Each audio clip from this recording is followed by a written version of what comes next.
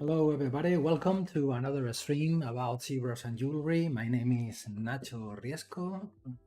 As usual, once a month, at least I try to make a stream once a month. Here we are sculpting organic jewelry design. So, welcome, everybody. So, today is September 19. Welcome to everybody who is saying hello on the chat. So, let me know, first of all, as usual, if you can hear me. My voice sounds good, the music is not too loud, etc. etc. So everything is working fine. Let me check everything first before start explaining to you what we are going to do today. And maybe the music is a bit loud. So because I'm always looking for some soft background music. Welcome. Let me check the chat. As usual, I will pay as more attention as possible to the chat. So I will try to answer all of your questions, all of your comments. We are here making community. So I will be glad to help you if I can. And I love that you send comments, questions, and try to make that as more interactive as possible. The live stream. Bienvenidos, Lord Byron. Welcome. Okay, manga popular. I'm sorry if I'm not pronouncing your names properly. Many times it's quite difficult to say your names because you have a very complicated to pronounce name. So okay, but welcome everybody. So we are, as usual, very glad because we are a lot of people here at the moment. So let's go ahead. Hector, I was waiting you. Bienvenido, amigo.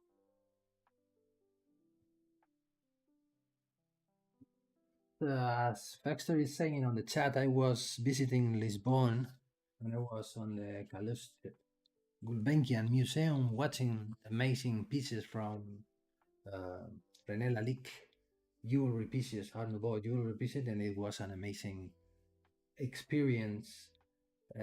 Having the chance to see in real life the or physically the pieces that I was sculpting on one of my previous streaming, and I was reviewing on the internet and on different magazines or books.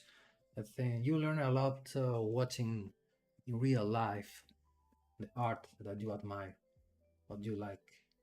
So I strongly recommend to you, if you have the chance to travel to Lisbon, it's a great place for spend an evening or morning. So watching a lot of pieces of art, it has a huge collection of many different styles and pieces of art. So now one of them, they have a special room they only dedicated to René Lalique. So it really deserves the visit. Okay, hello, hello, hello. More people are coming. This is wonderful. Okay, so I'm gonna show you what I have in mind for today. As I was saying on my previous streaming, today is gonna be the first day of something new.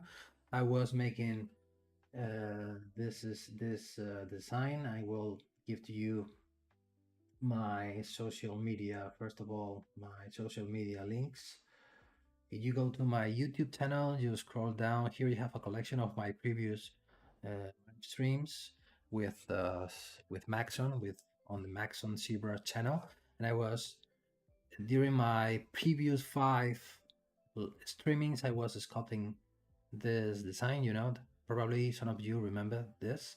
I was sculpting this kind of a panther design, and today is going to be the first day for something new. I'm going to show you.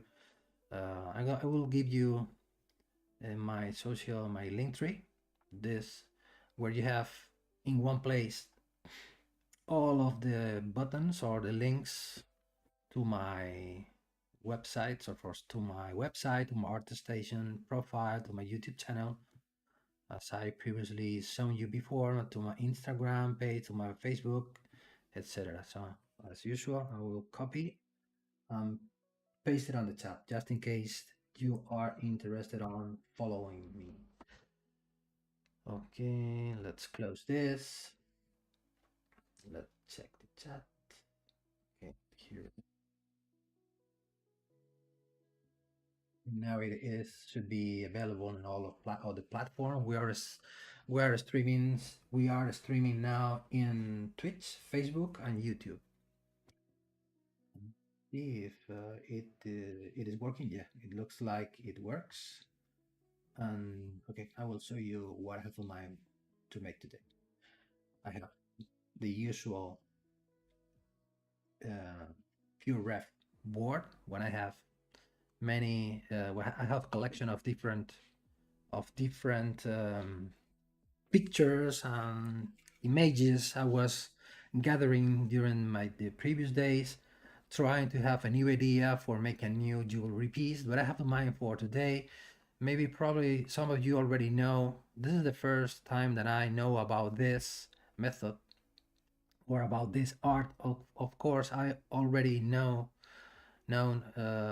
this kind of pieces, but I didn't know that this was two different parts of Japanese, a very well-known, famous katana Japanese sword, which is you can see here, that's the reason I was collecting this. This is part of the sword. This is the end of the handle, and this should be more or less in the middle or here, so running here. It is not this piece. It is, I know that this part has another name, and this is the Fujigashira.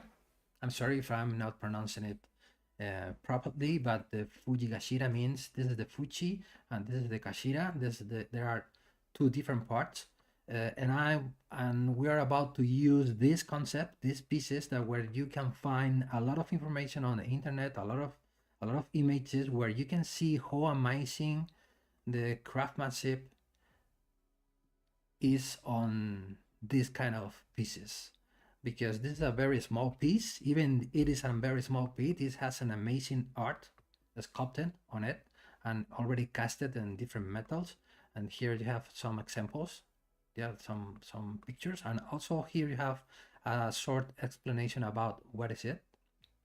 Fujikashira is a pair of matching sword fittings comprising the Fuji. This is the Fuji, is the koya, I guess is this part at the base of the grip of the sword hilt, and Kashira is a pommel cap at the end of the sword hilt, this part. And I have found this design.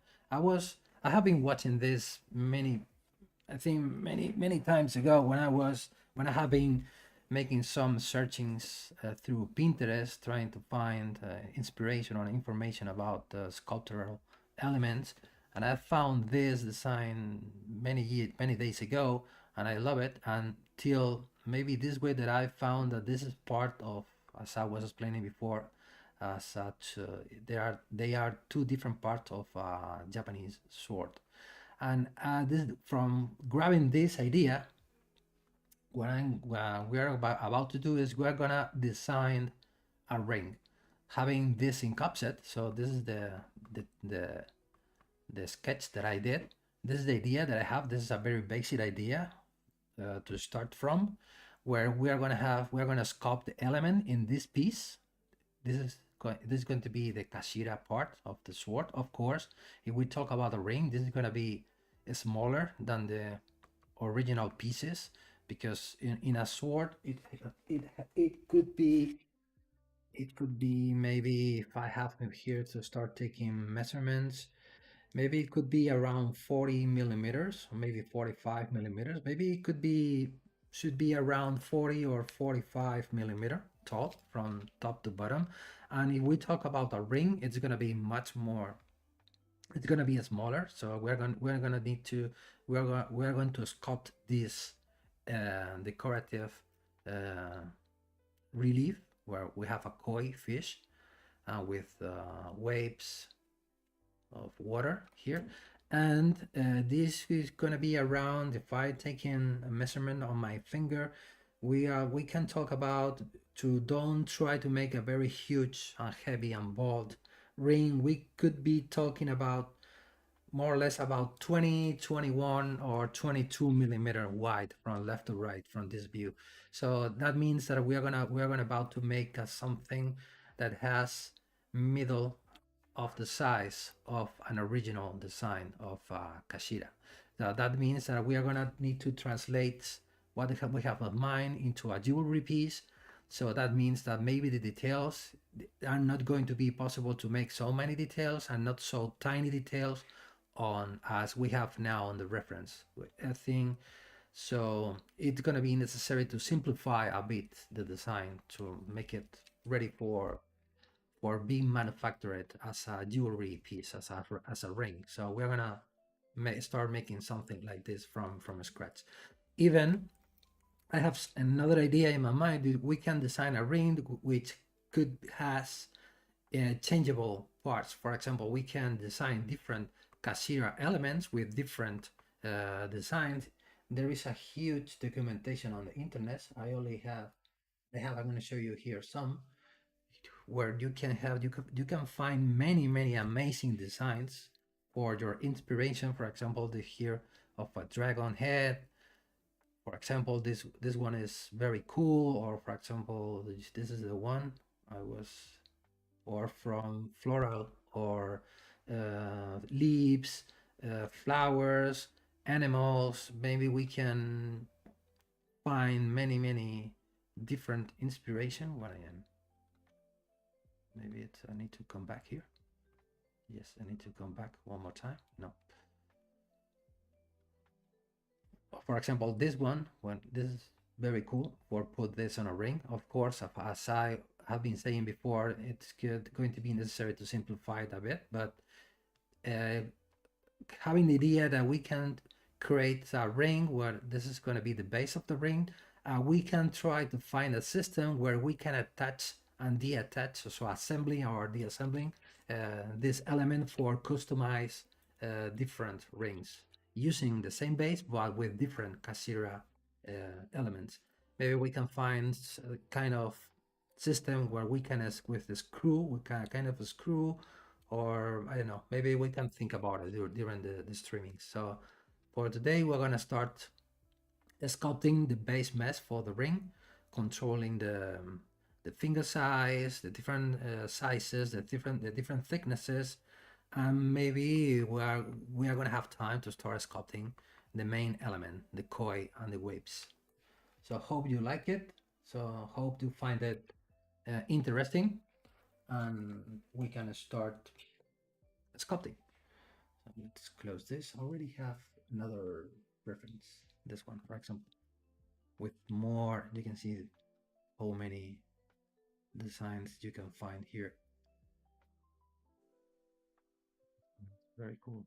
When I am this one with the box, 2 bucks here. The styles and the motif are endless. You can see how cool is this. It's kind of an octopus with a lobster. So we can find a lot of his inspiration. Of course, trying to translate this idea to a ring, how to convert this into a jewelry piece. This is the main idea that I have for today and for you. So we're gonna start working on it right now. So let me check your comment. Long time haven't seen Sakaki. Sakaki Kaoru, yes, Sakaki Kaoru is the guy who was making many cool ZBrushes. Hello, do you have online? I haven't got now any online courses. The only online course that I can recommend you is you go to the Vertex School.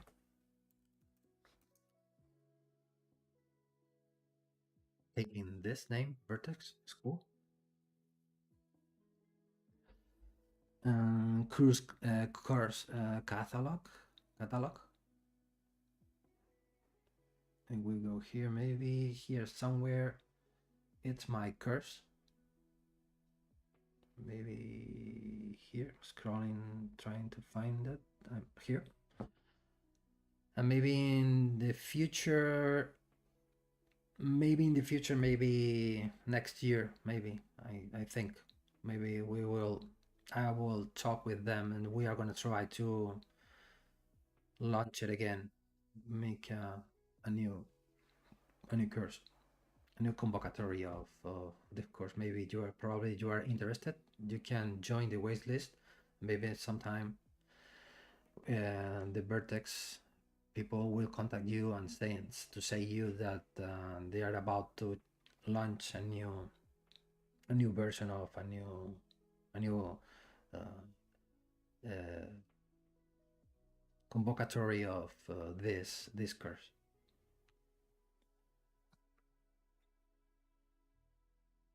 Yes, of course, Carlos Roosevelt. You can do the base ring. The base ring, of course, is not going to be the most complicated part. Maybe I'm going to try to at least to show you which is my way of working. Maybe probably you will have another way to do the same thing, but at the end we're gonna get almost the same. But I will show you which could be.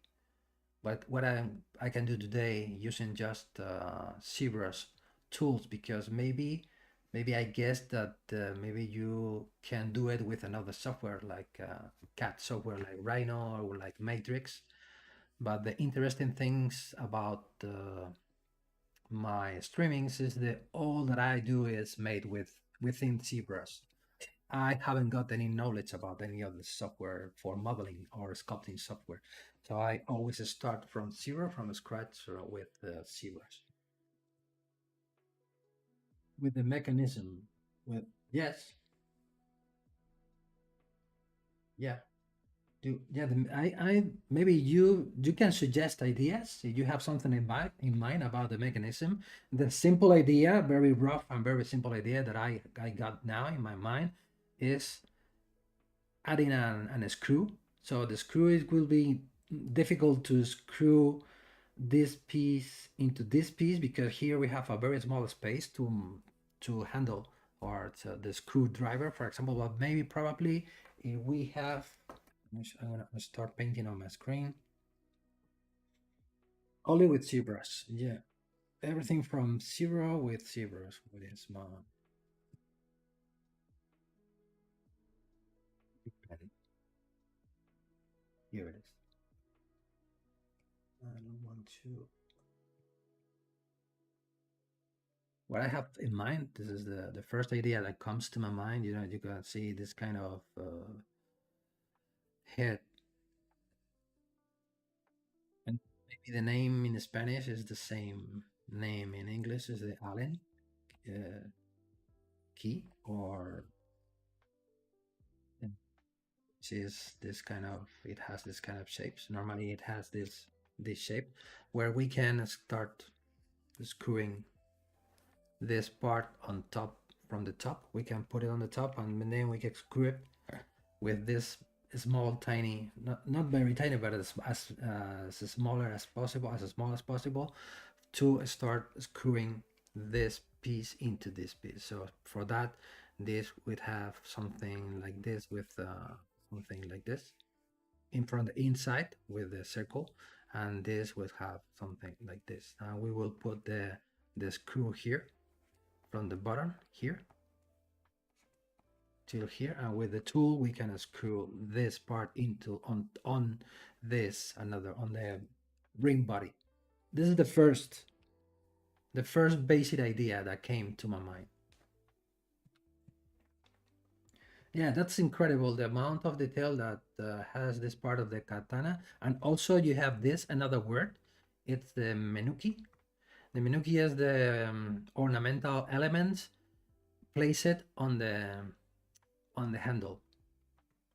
Which was the name is this was not on the grip here, and then they are even smaller. If you go to Pinterest, for example, you go to Pinterest and write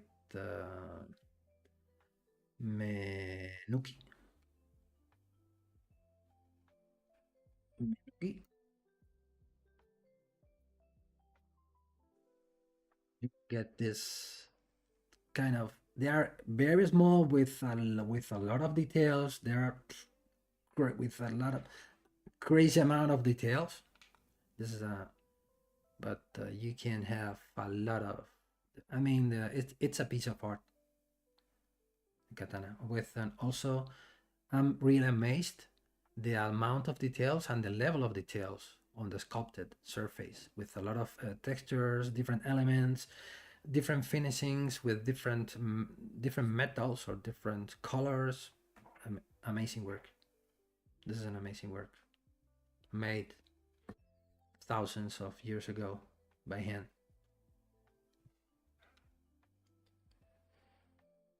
Es increíble, sí. Rixu, buen día, bienvenido, Rixu.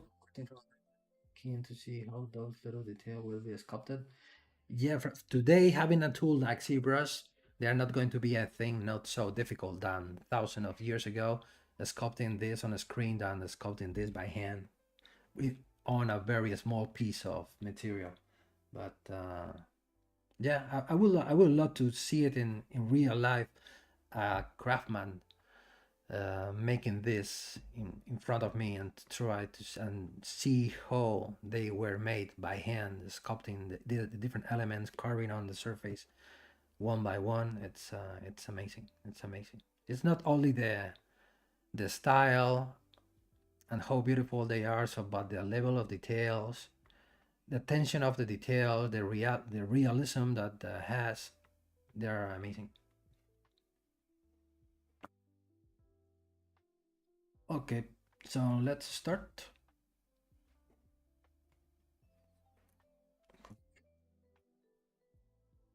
The usual, when I need to work on a ring or start designing a ring, the first step to take is go into the toolbox and select the cylinder 3D. Let's make a polymesh. What I do is I make it a little bit longer just to recognize, differentiate the three different measurements. Now I go to my plugins palette or menu and open the scale master. We're gonna give real measurements, or I don't like to say that, like really don't like to say real measurement, because we are already working with real measurements. Because if we click here, we are working with a piece which has 2 millimeters, in this case by 3.5 millimeters by 2 millimeters.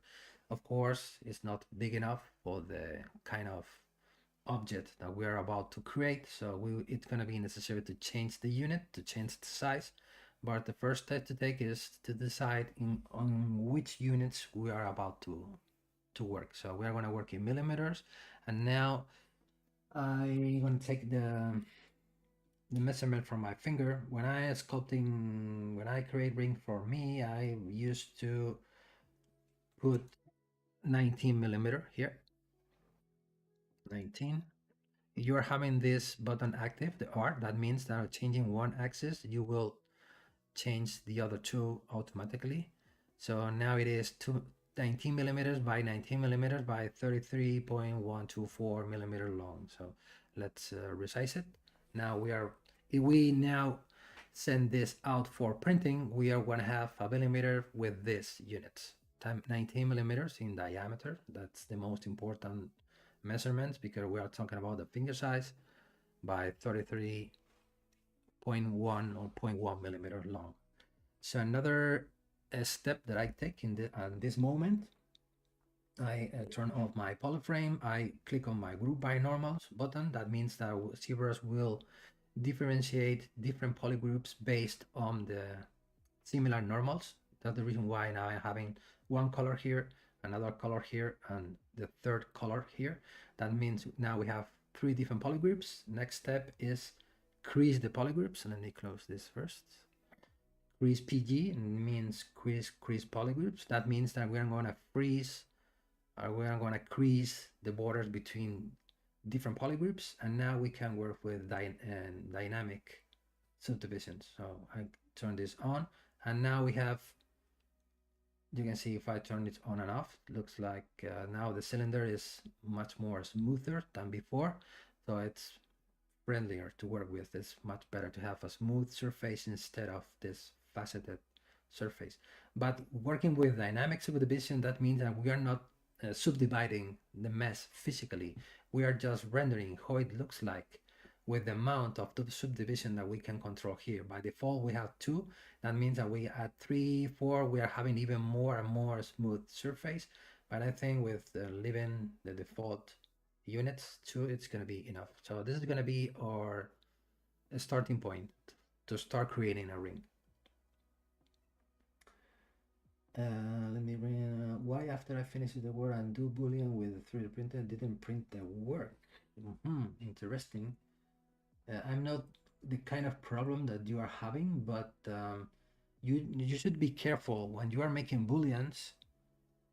In some cases, because it's kind of hard to say one general answer, because when you are making booleans, you can on the result of the boolean operation you can find floating elements inside of the main body. That maybe that could be the reason why the printer is giving you issues on the printing, because the file that you are sending for printing is not a watertight. That means that in some point it's open, the mesh is not closed, completely 100% closed, or the mesh is not composed by only one single surface. It is having floating elements inside of the main value. And what I'm saying floating elements, in many cases they could be even almost impossible to see, very tiny floating polygons or pieces of mesh that you should take care of that for don't having problems on the printing.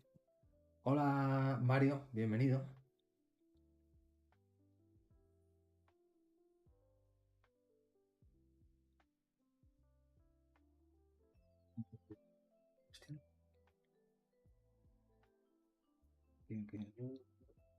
Okay, so we can. And next step that I'm gonna take, I'm gonna put this image. I'm gonna use my spotlight to import an image.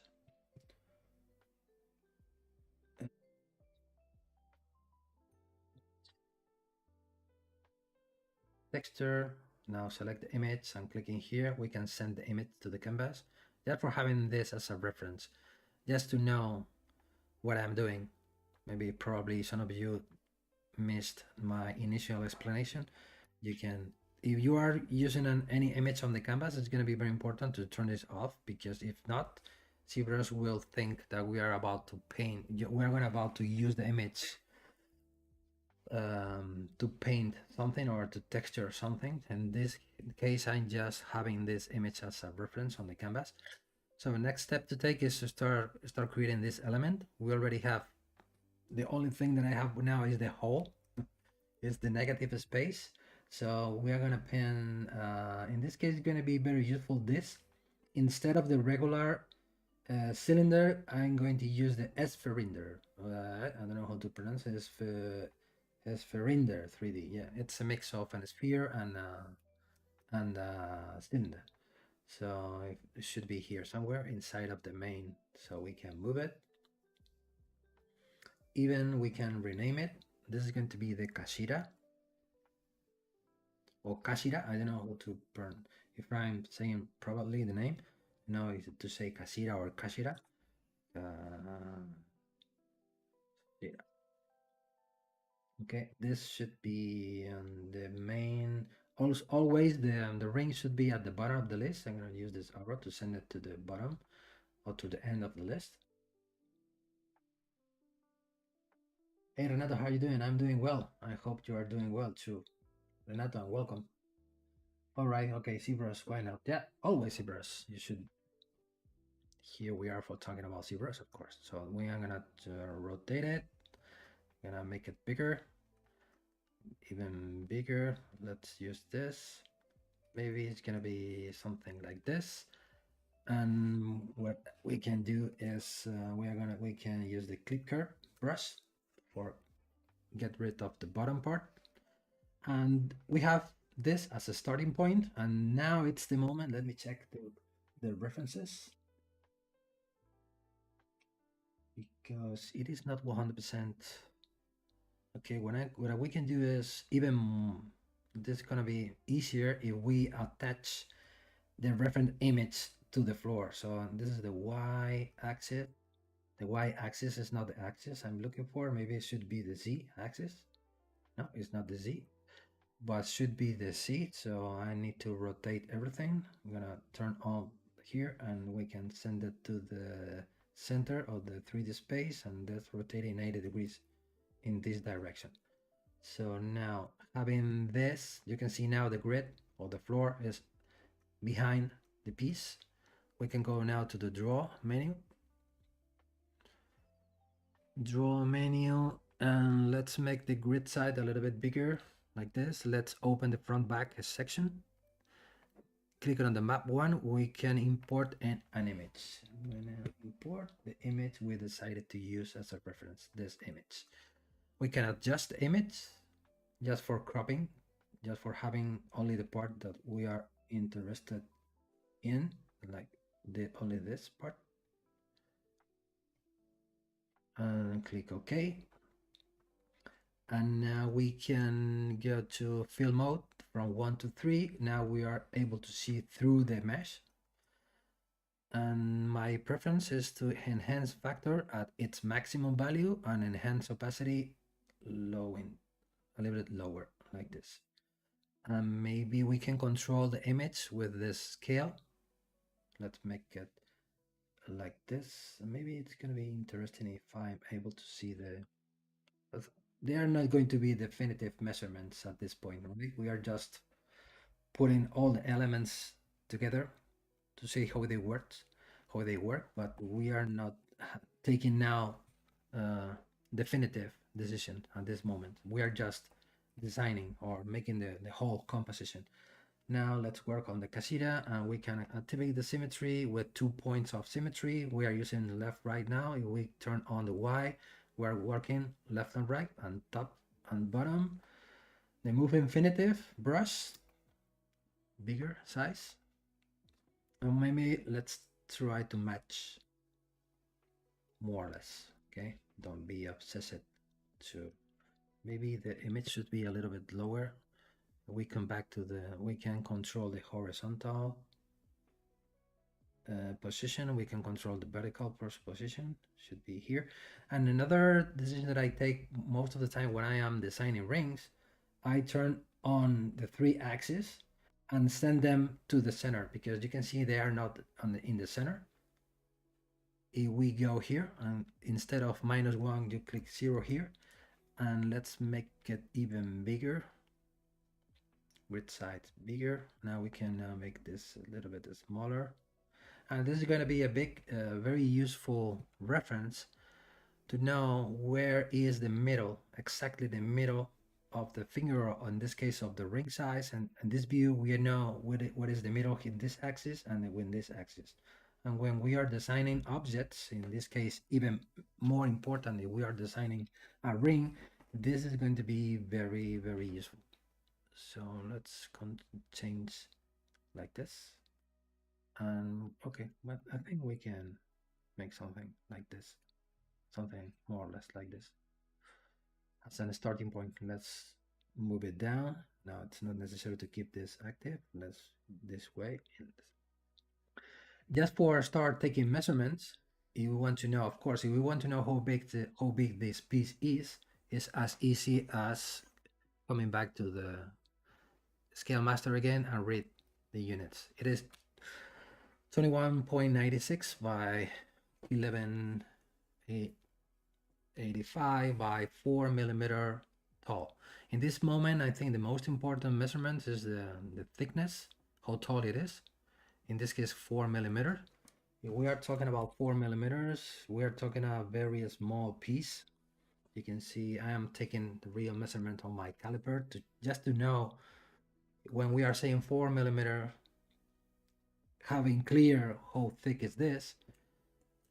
4 millimeter from top to bottom. If we use the gizmo and now turn off the gizmo, we are going to be able to use the transpose line. If we go from the bottom till the top, it is okay. You can see on my top left corner to always to hide this top ribbon here. I am talking about this here. If we take the measurements from bottom till the top, here we are, ZBrush is reading the right measurement, 4.4886 millimeters. So we're having a piece of 4 millimeters. And we were saying that it's it's too small. Maybe that piece should have around, more or less the double, maybe around 8 or 9 millimeter thickness. So what we can do for having the right measurement is coming back to the scale master. Now turning this off because now we are interested on only change one axis without affecting the other two. So let's click here 8 millimeter. And now we don't want to change the unit or the measurement of all of the subtools. Be aware of this because maybe you don't pay attention to this button. By default, you can see it comes active, but in this case, I only want to change the units of the selected subtool. So it's going to be necessary to turn this off, and this is 4 millimeter thick. You can see 4 millimeters, maybe looks like a little bit, maybe a bit bold, but maybe let's see how it looks like with 7. Maybe with 7 millimeter, let's stay here just as a reference. No comments. I didn't miss any comment or any question. No. Okay, I keep working. Wow, many people watching this live. Okay, so let's start creating the band or of the ring, the body of the ring. There are many strange words or technical words when we talk about jewelry. But let's depend for sculpting the body of the ring, or I'm gonna use another sphere in there, for example. We can use different primitives, but in this case, I'm gonna use a second sphere in there, like before. Here it is. Let's rotate it 90 degrees. Let's make it bigger. Let's make it thinner. Let's make it bigger. And let's put it here. It should matches more or less the other. Let's use this clip curve to clip this. It should have more or less the same shape with the same symmetry. I could use the same, okay, but let's make it manually by hand. Let's try to match both elements like this, more or less. Always, I use a lot the expression more or less because when we are designing something, we are looking for visual things. At this point, I'm not very worried about the precision of the measurements because we are designing an object. We are trying to translate an idea into a physical or a real object. So at this point, I don't care if this is 0.05 millimeter bigger than this part, because during the manufacturing process, we're going to lose a lot of millimeters or half of a millimeter, quarters of a millimeter. So you don't have to be obsessed with the precision of the thing that you are doing, because we are just designing things. We are in a stage of the process, or we are just concepting, and you are just inventing or translating ideas to a real object. But this, in my opinion, is not important to be obsessed at this point with the measurement, with the units. It's gonna at some point it's gonna be important, but not now. So let me turn this on. So this is gonna be the mandrel or the finger size. If I turn on my boolean, so we are having a hole. Mario Finotti is asking me in Spanish. I'm gonna answer him in Spanish. I will translate it later. Nacho, no hay un proceso final. ¿Hay mucha diferencia cuando se trabaja con algunos pocos milímetros de diferencia? La última parte que has escrito no la entiendo. The last part that you wrote, I didn't understand it. ¿Hay mucha diferencia cuando se trabaja con algunos pocos milímetros de diferencia? La pregunta, tu respuesta es depende de lo que estés haciendo. En algunos casos es muy importante, en otros casos no es tan importante. Y si hablamos de oro, cuando estamos haciendo joyería, siempre es importante. Los pocos milímetros que puedes añadir o que puedes quitar. Si quitas, no hay problema, pero si añades en oro, el coste sube mucho.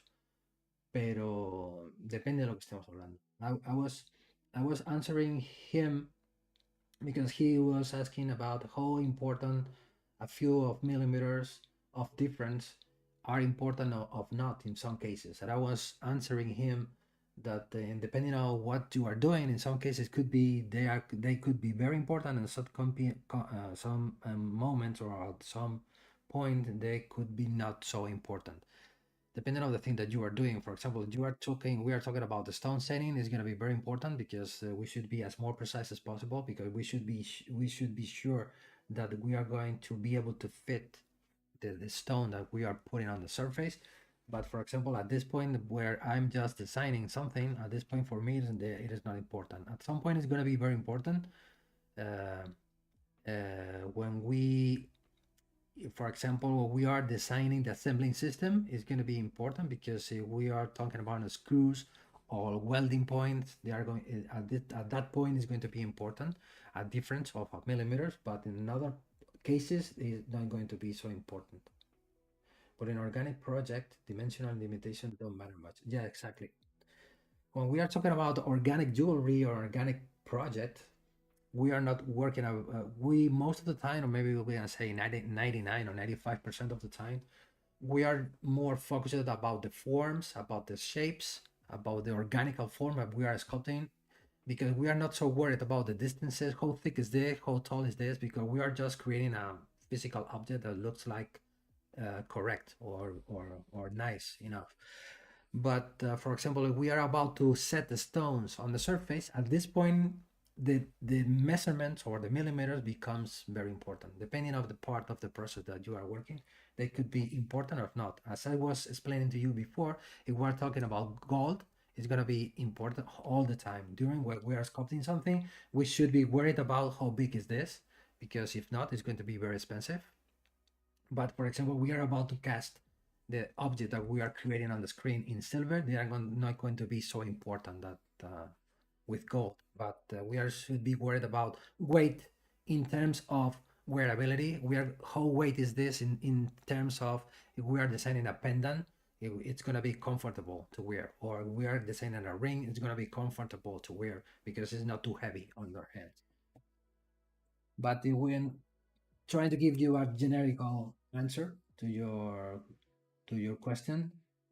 When we talk about organical designs, they are not so important.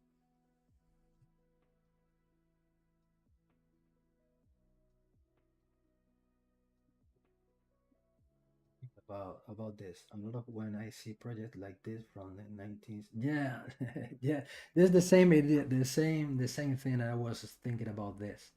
Of course, maybe the cost of the metals were not so expensive than today, but they were using another cheaper uh, materials than gold. And also you have the chance to the gold plated, so where the main piece is casted in silver or another metal, that you can just apply a very thin coating of gold on top. But yes, maybe that's the reason why the jewelry from the 90s and for the 30s only were used by very rich people for the king or for the queens and for such level of the society. Okay, here we have a problem here at this point. So this is very thin. So that means that we should lift this a little bit. We should lift this a little bit too. If we want to know how thick, which is this distance, again with the transpose line from top to bottom, here we are having 2.5 millimeter. 2.5 millimeter, maybe it's still, maybe we can reach 3 or even 3.5. So it's going to be necessary to lift it a little bit more. So we are 2.8. Here we have 3.5, 3.4785 millimeter. So this should be here. And then this element should be here on top. And then maybe 3.5 millimeters. So yeah, I think it's going to be enough. 3.5 millimeter. Yeah, I think it's a good distance. So then this should be. Now it's time. This is the method that I use. I always say that and also let me check one before I start talking. Here, the distance here we are having the same problem here. This is 1.5 millimeter. It is very small. This one should be a little bit something like this. It's like the traditional way of working when we talk about jewelry, traditional method, which is wax carving. When you start from a block of wax with a main volume of wax, and you start removing the wax using files and using a saw, cutting the part of the wax that you don't want, or sanding or removing the surface. And the way of working that you have inside of ZBrush is very similar than the traditional way of working when we talk about wax carving, where we start from a block and we are going to start removing the material that I don't want. For example, just instead of start working with polygons, moving vertices, using the traditional 3D modeling techniques, I prefer to use this kind of techniques where you have the feeling that you are making things more traditionally. So it's like, or making things with maybe more rudimentary methods, but at the end, I find them more interesting. Just my opinion. So my sanding tool is going to be the smooth brush. Again, start smoothing bottom part. It's like using a file or using a sanding paper and start smoothing the surface, removing the material that we don't want to use. So just with a smooth brush, we're gonna start smoothing. We're gonna start smoothing it. And with this, it's like we can use a knife or a saw. In this case, we can use the clip curve with the same, and we can start cutting the the part of the ring that we don't want to use, like this, maybe like this. And this is when we can start applying a polishing. When you can use a polishing wheel when you are at a workshop, start turning on the polishing wheel, you start polishing or start sanding the surface. You can have the same effect using the polish, like this. So just keep using the smooth brush. I'm working on 4 sides at once. You can see I'm using the X and Y axis. And now we can start smoothing, sanding, smoothing. So now maybe here is the thing. Maybe we can grab the move brush, make this a little bit thicker. This one process, for example, that I use, for example, if a customer requests me, or for example, I know that the shank, this part of the ring is normally called shank. This is the bottom of the ring. Maybe the thickness of the shank should be not thinner than, for example, 2.5 millimeter. What I do is I append the cube. I move the cube at the bottom of the ring or the shank here. Using the transparency, I know that here I closer to the opening. Maybe I can, yeah, more or less there. And then I give the right measurements to the cube. So going back to the scale master, now it is 2 millimeter. Let's put 2.5 millimeter more, just for safety reasons. So maybe in this case, it's gonna be interesting to keep this active, the R. So 2.5 millimeter. Let me read it first again. 2.5 now, because I'm looking for a cube by 2.5 by 2.5 by 2.5. Keep an eye to turn it off, because I only want to change the selected subtool, and this is 2.5 millimeter. Just for having this as a reference when I am sculpting, or well, when I am designing, because here we are at the designing part of the process, where we are concepting forms on things. Maybe it should be now here we have, or we can have another process that I do with the same cube, just for having under control the thickness here or the thickness here. What I do, you can use the ray mesh, turn on the ray mesh, lock the position, and reset the rotation point, and you can rotate it. And which axis is not this axis, is this axis. 360 degrees. And I'm looking for 4 copies. 0, and this is 360. 360, right? And I'm looking for 4 copies. 360, my fault. 360.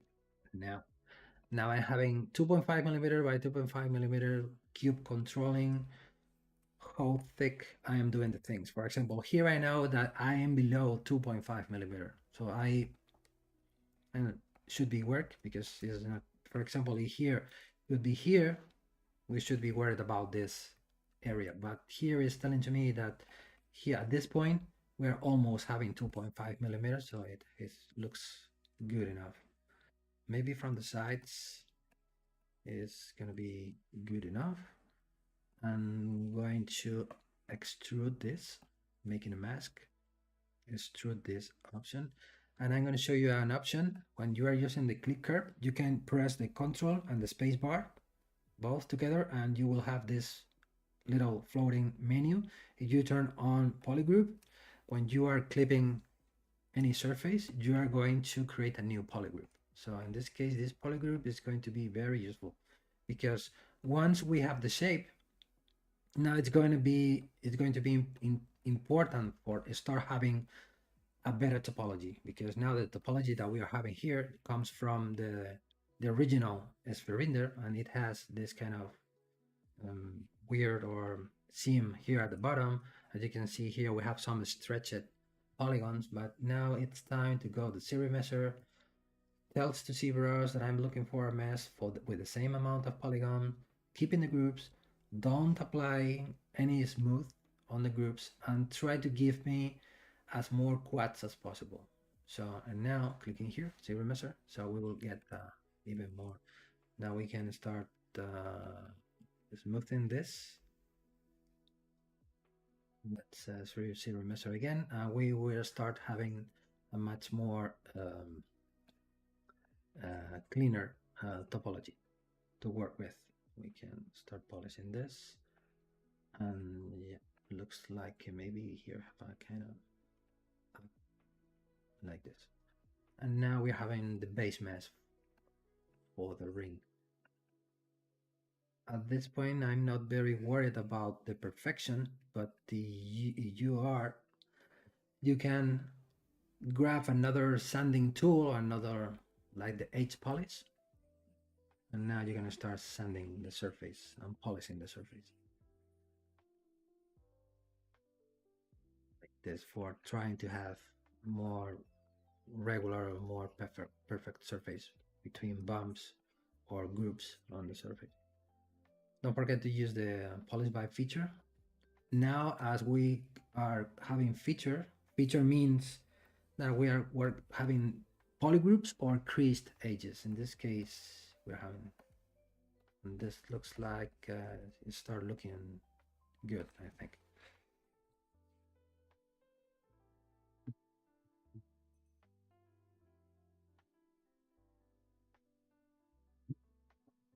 Yes, I'm back. Yeah, a lot of sadness in your industry. Yeah, just a lot of sadness. Yeah, in the last business hour, a few companies can afford the luxury organic art. Yeah, I know what you mean. I think now the organic jewelry is more uh, on the silver industry, when you are having more freedom for sculpting bigger pieces, organical pieces, and stuff like that, and also with gold coating pieces. And most of the brand goes to another completely different direction. But the organic art is always probably more expensive because they need bigger volumes for showing more magnificent designs. But if you are casting your pieces in silver, or maybe in another kind of metals different than gold, maybe you could be make a lot of keep making a lot of organic jewelry. I think. Okay, so again, this is gonna be the base. So let me check, and we push lift this up.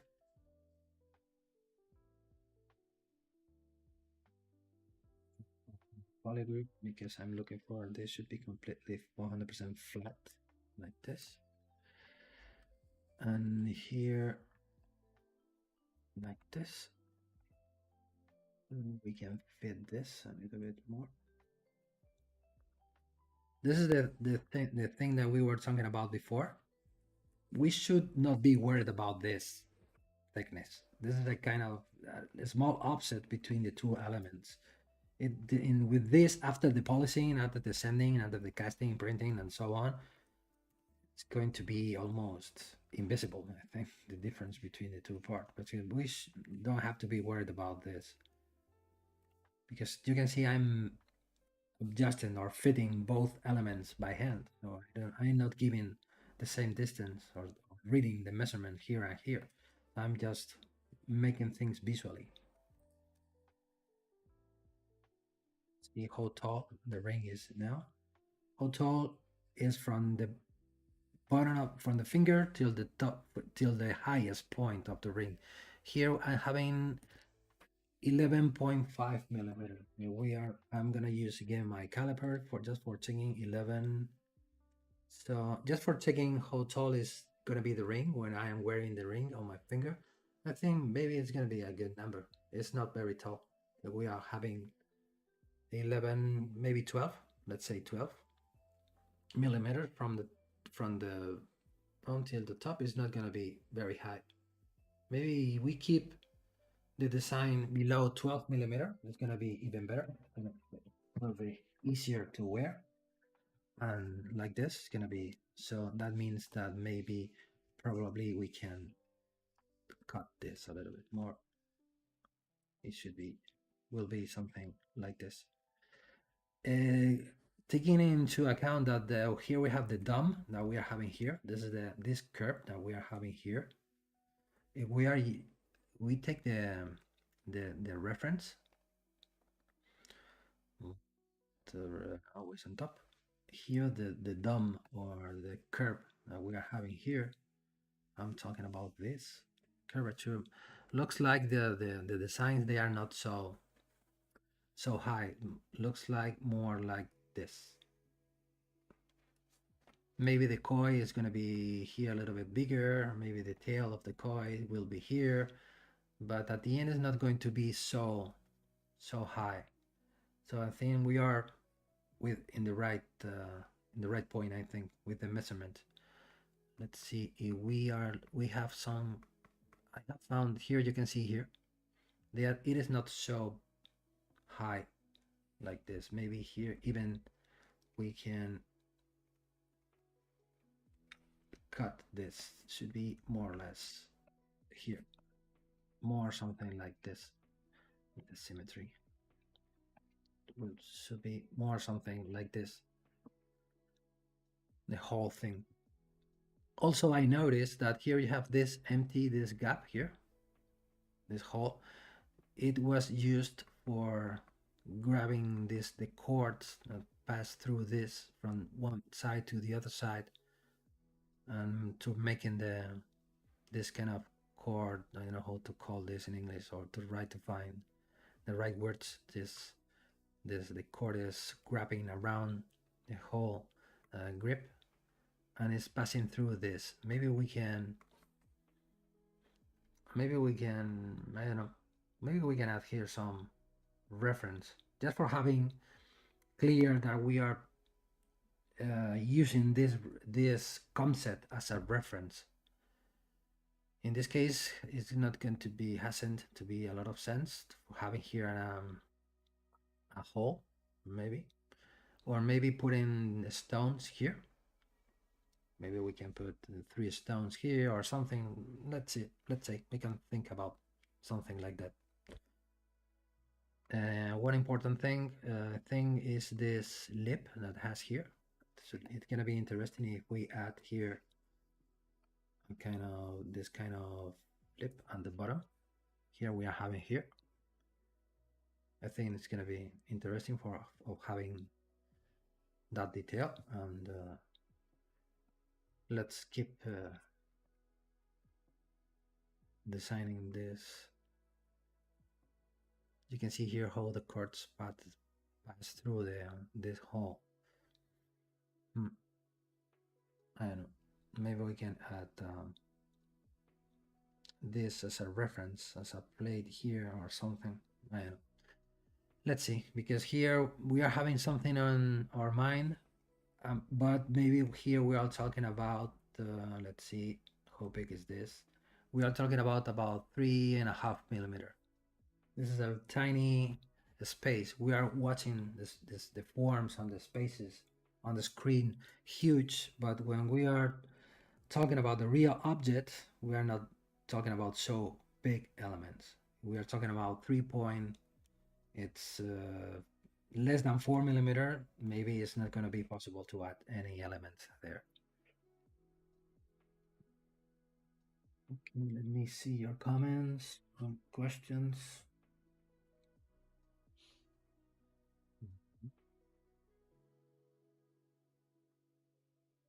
Okay, so we can, oh, we already have the idea, also the idea about the ring is having this, the main body of the ring with a polished silver finishing just for mimicking or just for replicating the blade of the sword. Made this is of course this is not was directly connected with the sword of the blade of the sword, but yeah, just for giving a simple or easy to finish surface. Because if we add here a lot of decorative elements, for example, of the texture of the chords, many other elements, it will be much more complicated for the finishing. Maybe the ring is going to be only focused on the top part. That's the reason why I decided to leave the ring with a high mirror polished surface. Because remember that we are trying to create a jewelry piece. Maybe we are talking about different rules when we are talking about jewelry. We are not talking about a sculpture or about a replica of easy to wear, easy to finish, easy to and cheap to for manufacturing. Maybe there are three main rules when we are creating jewelry: easy to finish, easy to manufacture, and easy to and cheap to produce. Okay, so we can add more polygons here. Instead of saying, let's say in double, and we are gonna have here. Okay, so let's, and then we are going to start working on the main motif here, right? Let's start working on the fish, on the waves, on the water. So we're going to use this as a box. So it's going to be interesting if we are able to have different polygroups. Maybe I'm looking for, like on the cylinder, having 3 different polygroups. Maybe one polygroup here, the second polygroup here, and the third at the bottom. And the automatical way of do that is with the groups binormals. With the group binormals, I already have this. Easy to differentiate. But here, if you go to the polygroups section, you will find the group binormal bottom here. But here you have a slider that it says maximum angle. If you reduce the maximum angle, by default is 45 degrees, let's say 25, and you click on group binomals, you can see now ZBrush is able to differentiate the 3 different polygroups. So as easy as go to the group binomals and to change the max angle value. And now with the 4 axes to get active, we can go now to the series measure. Maybe give me double. Keep the groups, don't apply any smoothing to the groups. Give me quads, and this is what, ooh, boy, wow. here maybe we can have a problem. The problem is because the clip brush I was using before. So I'm gonna delete hidden and close holes, and then now it looks better. Let me give me the half amount again. I don't know why it's still doing this. Let's apply a little smoothing. Polish by feature. And now, yes, now everything is working fine. And I'm gonna use this as a box, as I said before, just for having this as a reference. This we can talk about this as a bounding box, right? It's a bounding box. So I'm gonna create a folder for this. I'm gonna send it to the bottom of the list. I'm gonna create a folder. This is going to be the Kashira, the name of the folder, Kashira. And now let's make a duplicate. Let's keep this as a backup. And I'm going to split this in two parts. I'm gonna split this, split hidden. I have this, close holes. Okay, and close holes. And I'm gonna start sculpting on top of this. So let's change the topology again, like this. We can create a mask here just for having more round. And then let's start with this. If we are looking the design from the side like this, we are talking about this section we have here. It's going to be this section. And if we take a look to the reference, looks like it is not having probably some waves. So some waves here, but maybe the relief starts growing from this line and above, or maybe here. So I am saying that we can have here the fish and maybe the whips here, but they end at this level, maybe probably 1 millimeter below here.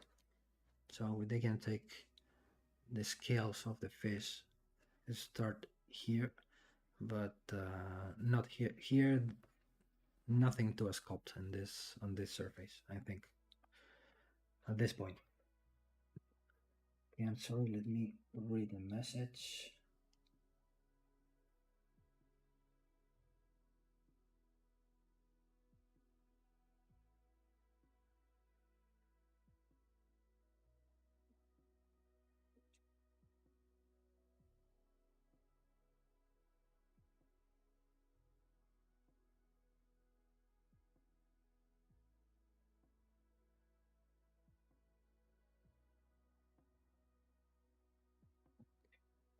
So we can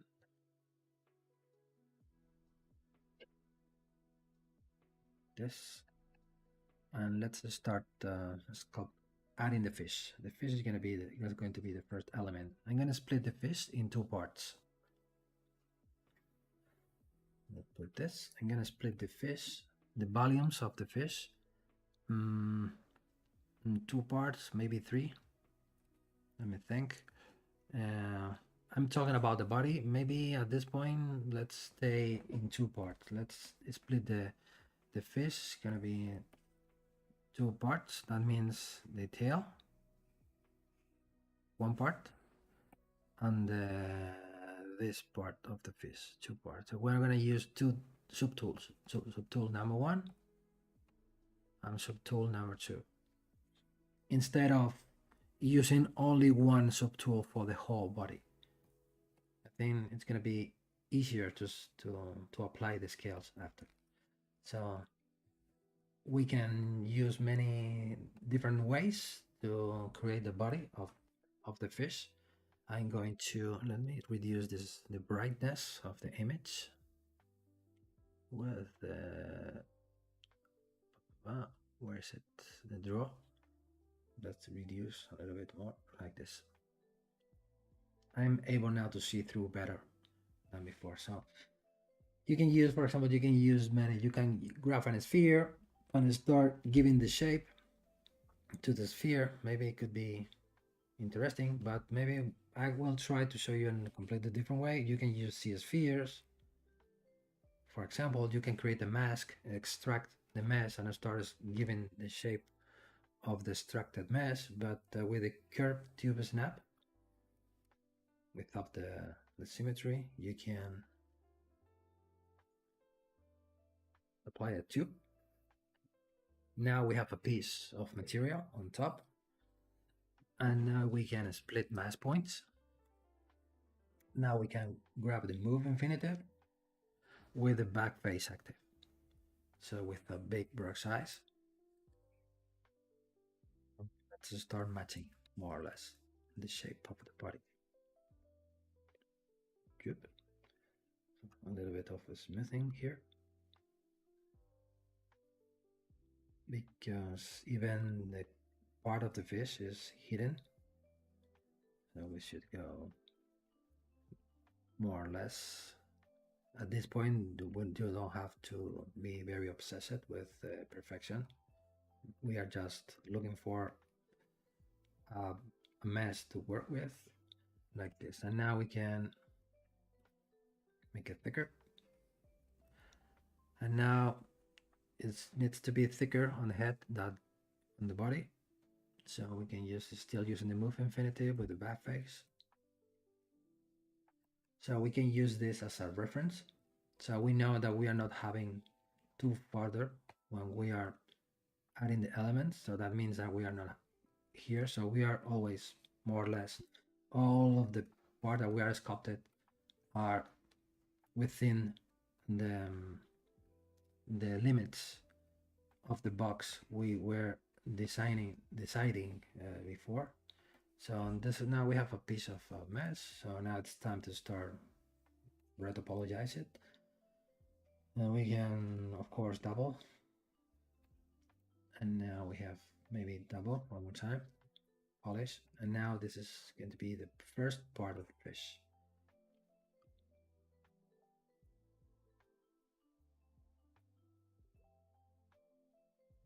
So again.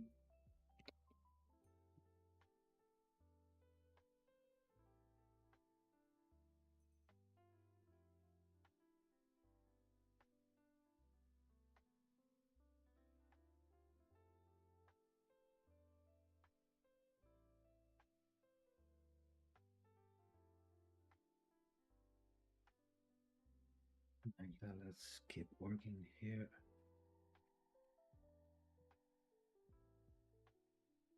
This, I think it's going to be enough.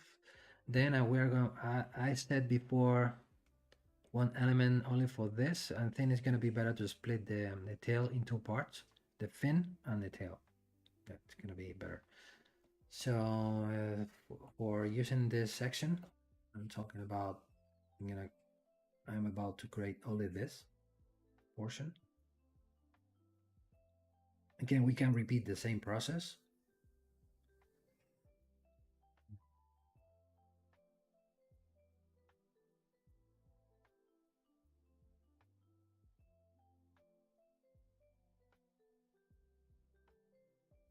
First, something like this.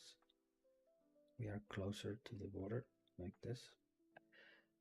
We can use the same process. Curve tube snap. Let's split mask points. Now we are having the fin. The fin needs to be thinner, more or less something like this.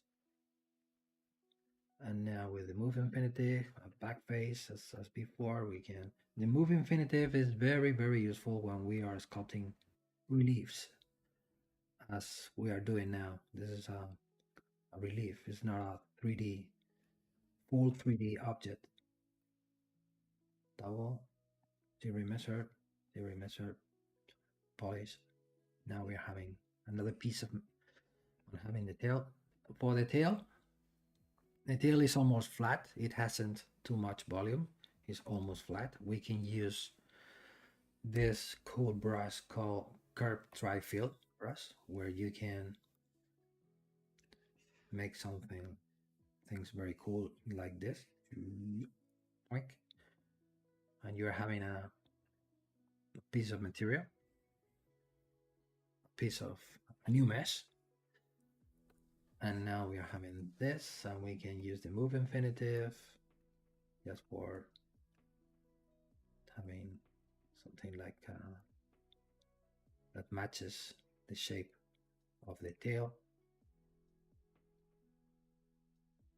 This should be here. This should be here. So let's. The good thing about this brush is when you are creating the mesh, you're already having polygroups. At this point, I'm not sure if I'm going to need them, but just in case, just make a new mesh by keeping the groups. Because at this point, maybe probably they are going to be useful. If we already got them, we can keep them.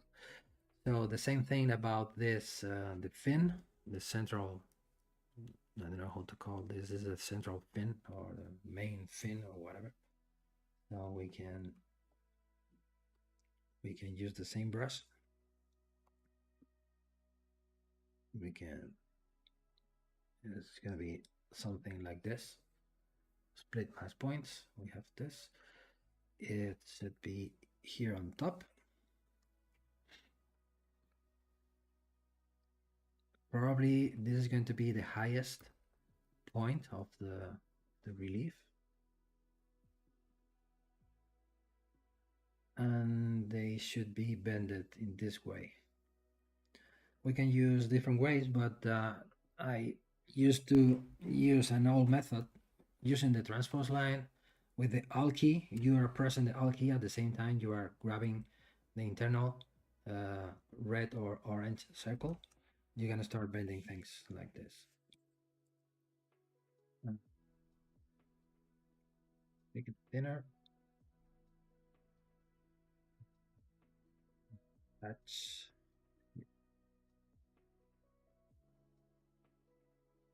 also another cool thing about this process is using the same transpose line from this part to this part, and now with the rotate with the Alt key, you can start bending or rotating or applying this kind of deformation. I'm trying to rotate this.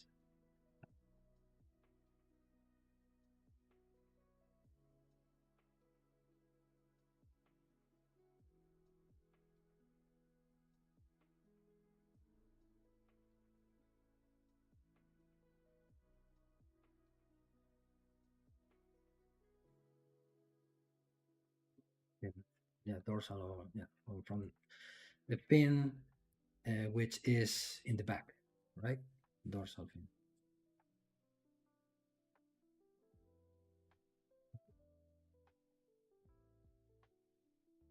Yeah. At this moment, we are just like making a puzzle or building a Lego. So just putting many elements together and see how all of them works as a whole relief. That means that we are controlling the maximum height, the gaps between the different elements. In this case, we have a huge gap between the fin and the bottom. It is not going to be so big because here we still need to add the water and the waves, but we can take advantage of the polygroups just clicking Control and Tab here, so we can make it thicker if we need, or try to make a more solid piece, not so thin, so we can remesh it. And now here we have this and more things. Here we have very important things when we are sculpting. Okay, before talking about that, let's finish the other fins, right? So grabbing again the same.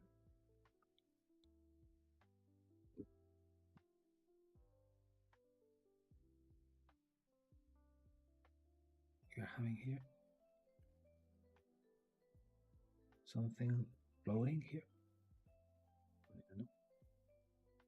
Okay, okay. So we can use the with using the same brush for this fin. Here we have one here, and another one here.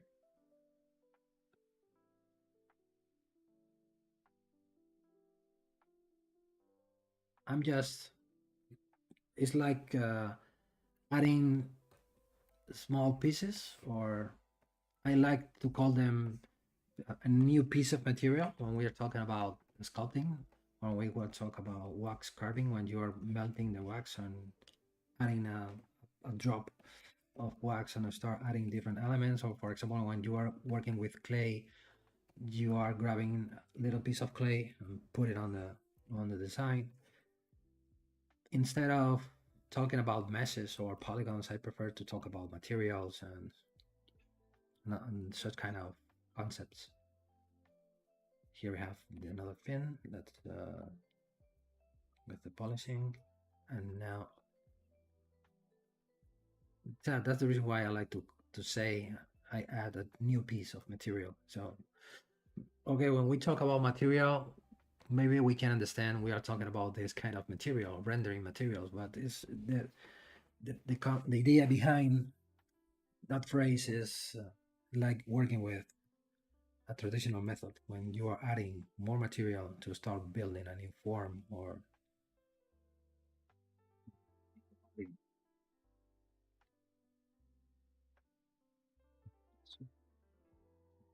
keep groups, okay, polish, and now we are start getting okay, and more or less is like this, more or less, yeah, okay. So now it's time to start adding more polygons on the fish body, double, double, and double. I prefer to use the series measure and start clicking on double, series messing during the sculpting process. So at some point when I'm agree with the shape that I'm having, and now it's the moment to start sculpting on the surface, at that point, I change from the regular series measure method to the subdivide mesh. So at this point, I start subdividing the mesh, or I go directly to Dynamesh if necessary.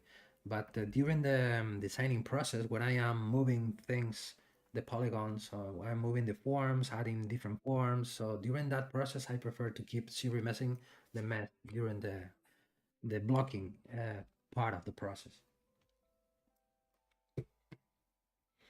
Okay, so here I'm gonna explain you something very important here when we talk about reliefs.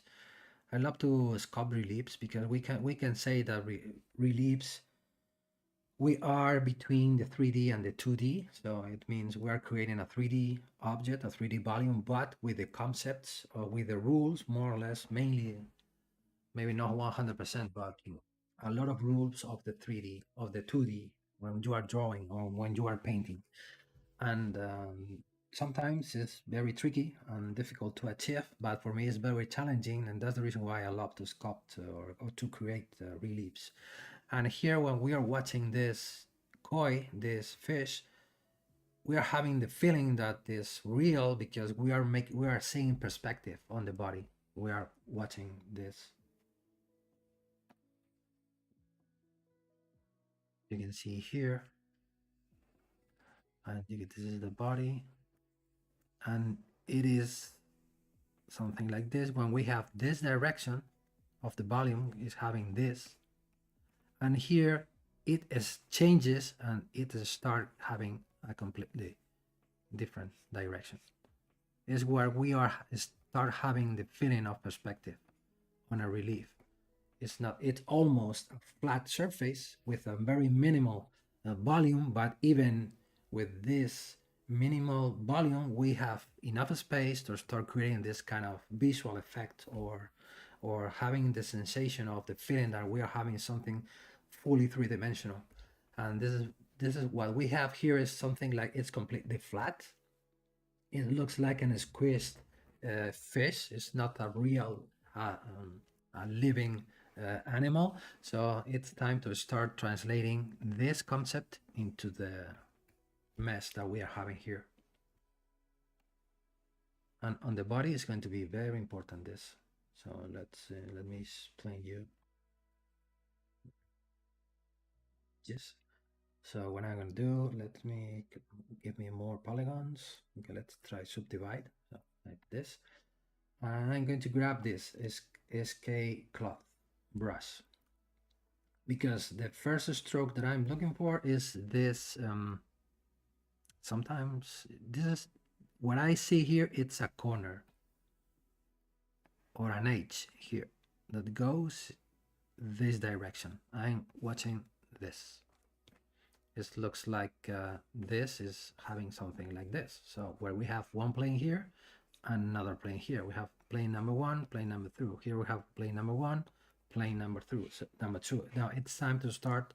The first step that I take when I'm watching planes, instead of making the planes at their first strokes, I start creating the H first. I start creating this point, the H, and the H is flowing through the body with a specific direction. So now that's the reason why I select this brush. That you can see what this brush does. It's like could be similar than the standard brush. I like to change the default alpha by the alpha 39. Just personal preferences, because you are having a sharper H. You can see the differences. Now it looks sharper than before, and I start creating the H or the corner. Maybe probably the right word maybe is corner, not. So when I'm having something like this, and when I'm doing this, the first problem that I'm having, or it's not real problem, is like I'm having something like this, and I'm looking for more something like this, more like two different planes. So next step to take is to start filling this, start filling this gap, and start filling this gap to start having one plane, two planes, or as many planes as necessary.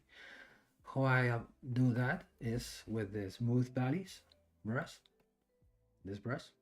You can find this brush, comes by default with ZBrush. I already have got it on my custom interface, but if you go to the light box, to the brush section, and to the smooth folder, you will find it here. You have the smooth valleys and the smooth peaks, amongst of many other smooth different brushes. But those two brushes, the smooth peaks and valleys, are brushes that I use a lot.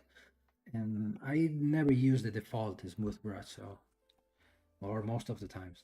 So I'm gonna use the smooth valley. So I'm gonna fill the gaps. Just fill this gap and fill this gap. Okay. Now I can change to the smooth peaks and start smoothing the peaks here. Let's start smoothing the peaks here, and now I'm start getting the planes. Now it's time to use the H polish. Remember, the H polish is the file or the sanding paper. Now I'm gonna start creating the plane of the perspective. So we can start sanding this with the smooth. Here we have a little problem here, like this, and the H polish. Start having this.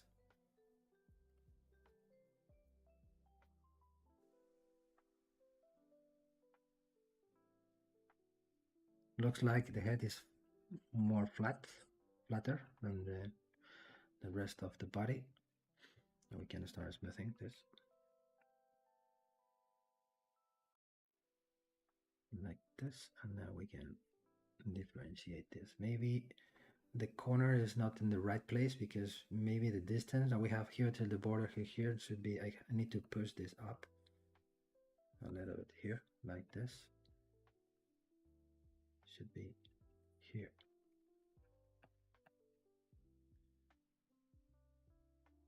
we are about to start getting the right perspective. Sensation. I was explaining before. Looks like the corner or the edge, it's in the same place almost as the fin. In my face, there is something that doesn't work. Maybe because I decided the wrong location for the stroke. Maybe we can use the edge polish and start polishing this till pushing the edge almost till the fin, like this. Okay.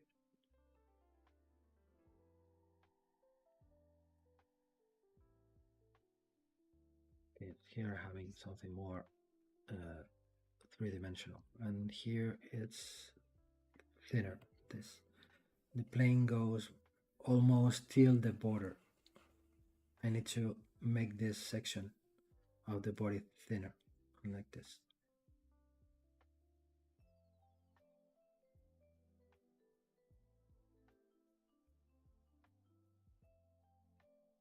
Okay, I think this is still, it starts looking good, right?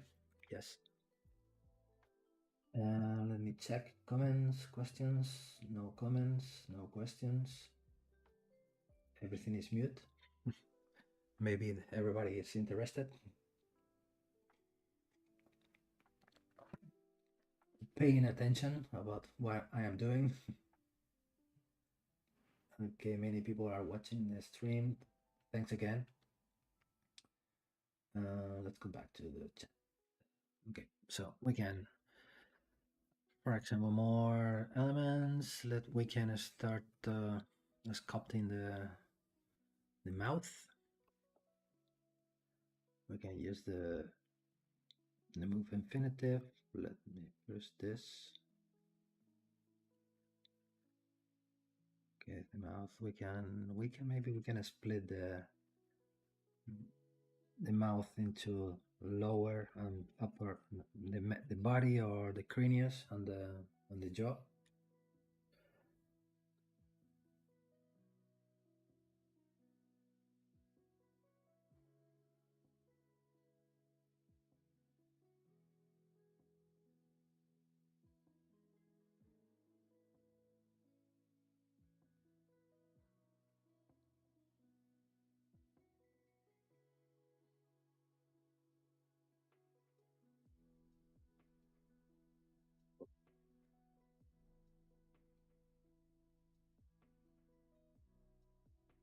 This, like this.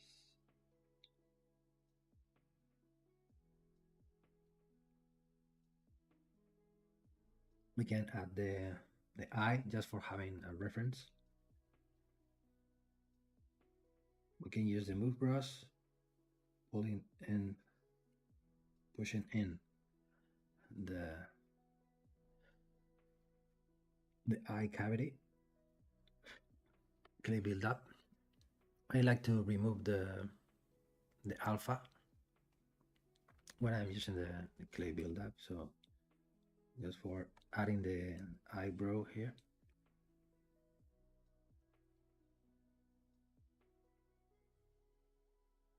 This is, we are having kind of something like this.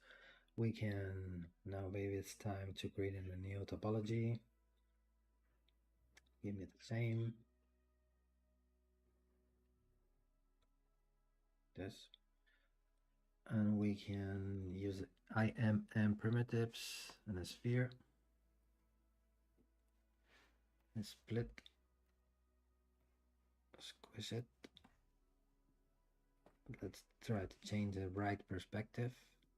It is something like this. This. We can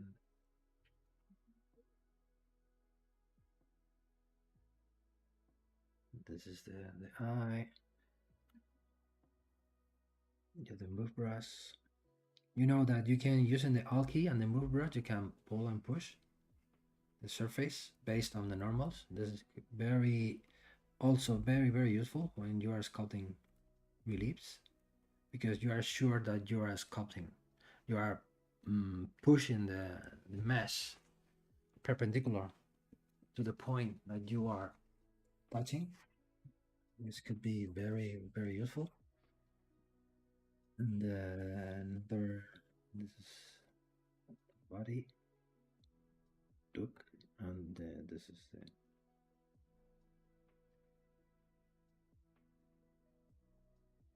split mask point.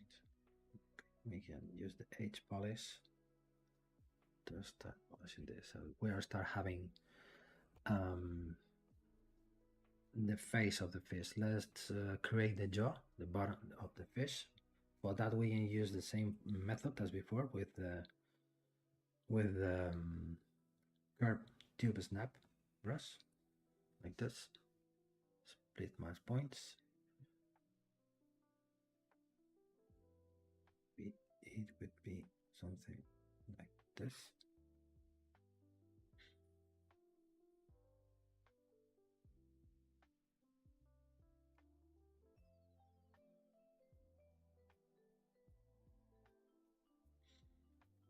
Okay, it needs to be, we have a perspective.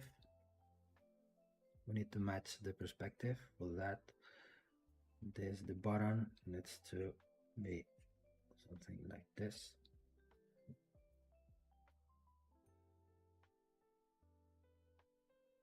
With the back face, we can make the lip. Yep. We can split the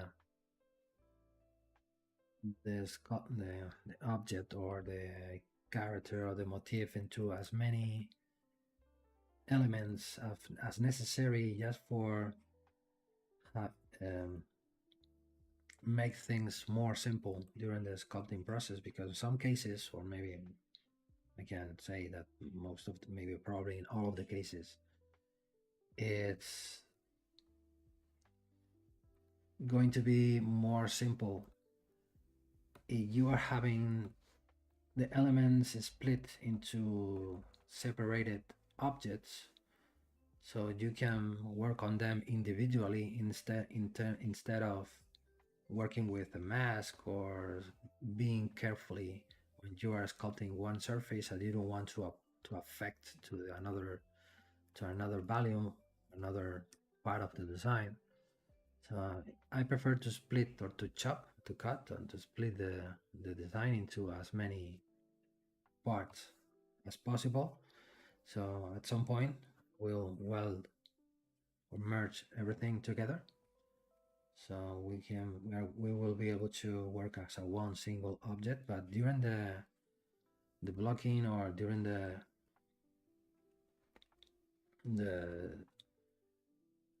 the part of the process when you are making the proportions fitting the proportion, or adjusting the forms, it's, for me, it's more simple and easier to make changes when you are splitting things into different elements, or individual elements, like the eyes, like the eyelids, like the pupils, for example. Even the pupils,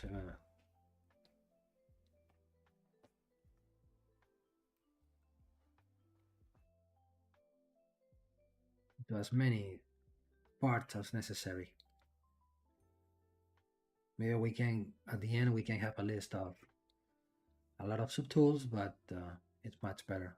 In my opinion, instead of having a one subtool or two subtools with a lot of polygons, I prefer to split the subtools into many parts, having low, small pieces of meshes composed by less polygons.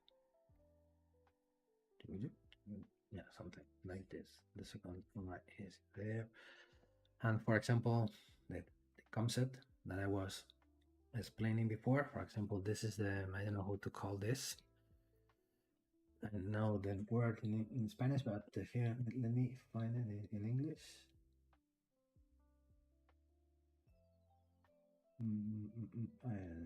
How to find it? This is the word is.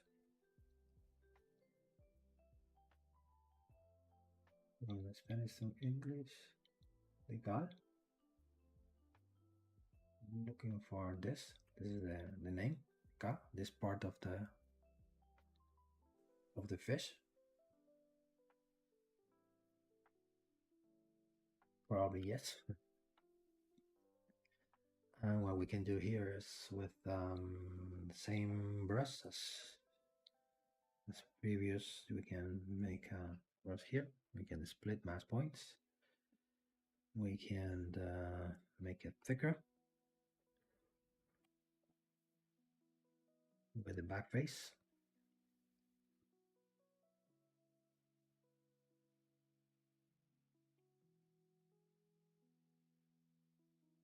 And now with more polygons and with the flat edge polish, we're gonna start.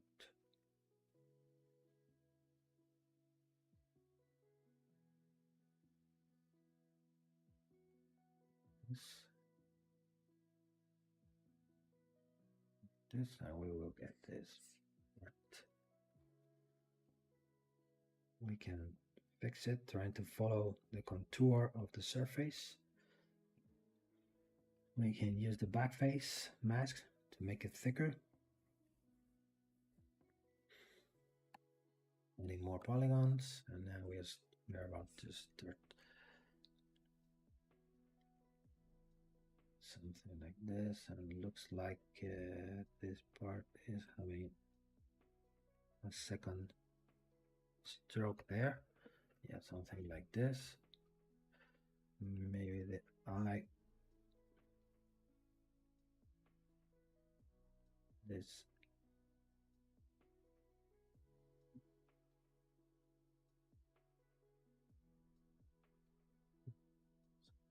I think this is very easy to achieve with a simple stroke, but at this point it's not going to be necessary.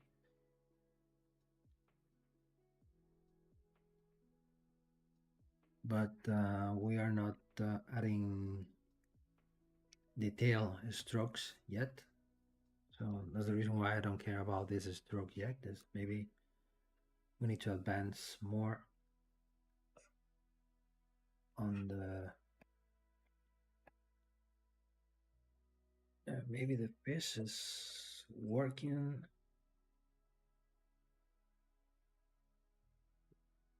We can work on the fin a little bit, for example, in this one first. And this fit going here, along this shape, more or less something like this.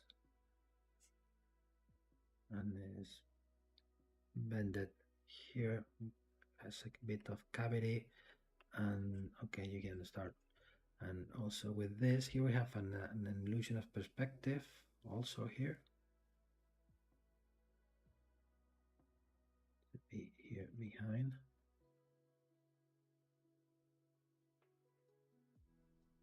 And for having the illusion, you can see here, this is a very good example.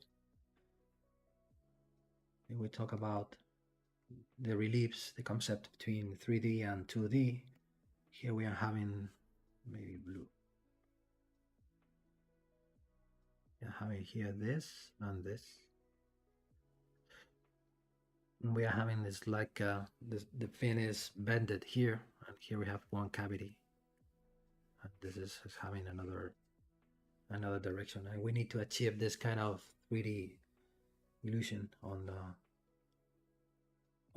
our relief. For that, what we can do is we can use the mask. I'm going to make this smaller.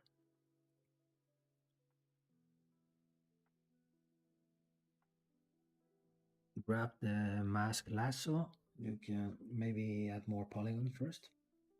Gills. Thanks a lot, Jim. You are being very helpful today. talking about piece parts. Thank you.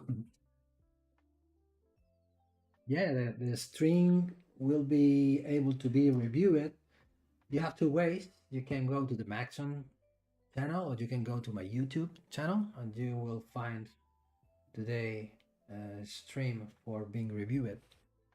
Don't worry about that. Not only the streaming of today. The thing I was streaming a month ago, another month ago, and so on. So you will find a whole playlist, not only about me, for many other artists. So I can create a mask here, invert the mask, and push it back.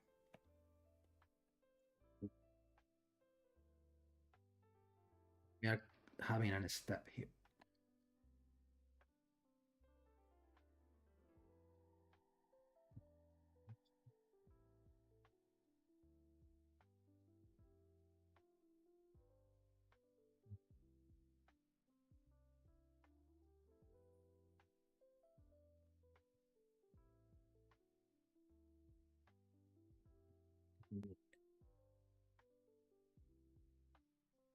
Now, like this. And this is going to be necessary to bend it the end like this. Okay. And for example, maybe curve a little bit here. Of course, needs a bit more of detail, but at this moment where we are now, with a low amount of detail, is more than enough. Just so we have the same, more or less the same 3D effect on the relief. Okay, give me more polygons. Okay, we can stay there. And we're having something similar here on this fin, but with for this, what I'm gonna do is I'm gonna grab the edge. I'm gonna start removing this, sanding or smoothing this part, and start creating a plane here.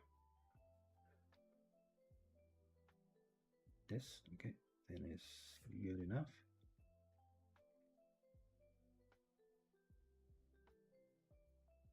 This. And with the back face mask and the move, we can create another plane here.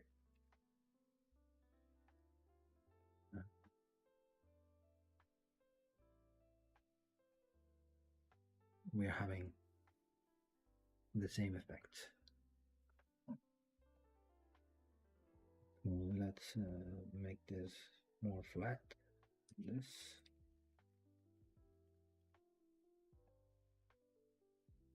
We start getting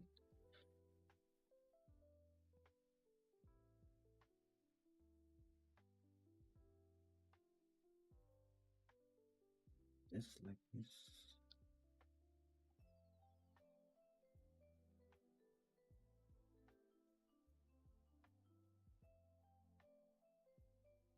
Laylee, thanks to you. You are welcome. Thanks to be here watching the stream, first of all.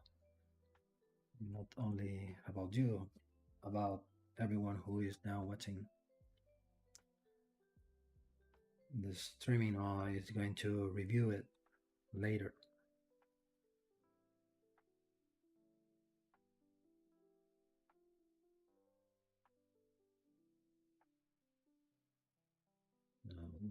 We have this already blocked.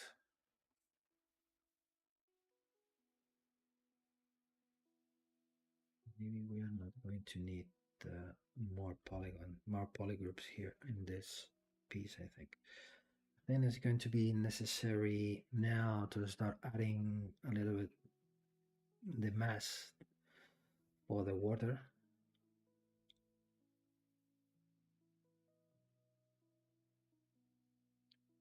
Because trying to how we are going to find a solution for having a continuity between the different steps. You can see I am talking about this.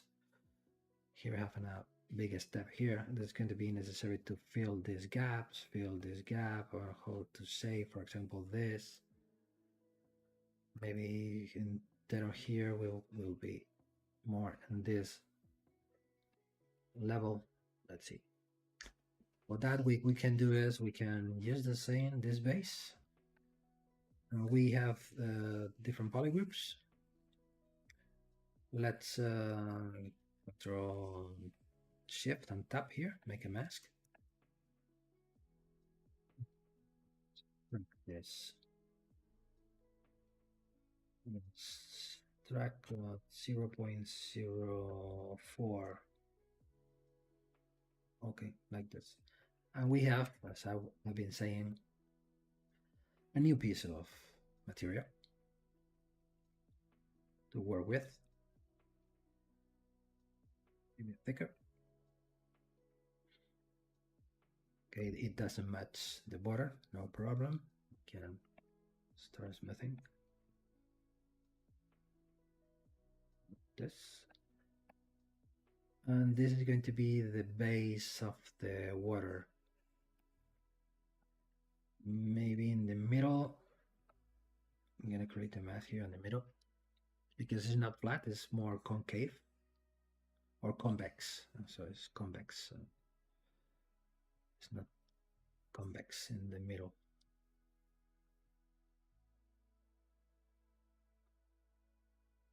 Yes.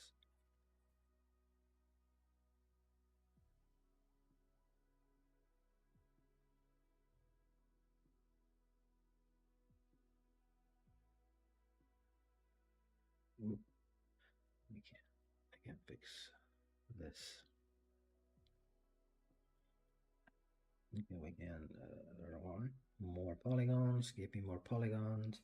When I'm looking for more polygons, we can say that applying the same concept as I was talking about before, applying the same concept of traditional sculpting, when I need more detail or more control on a surface, depending on the kind of job I'm doing on the surface, we can talk about the density of the hardness of the material.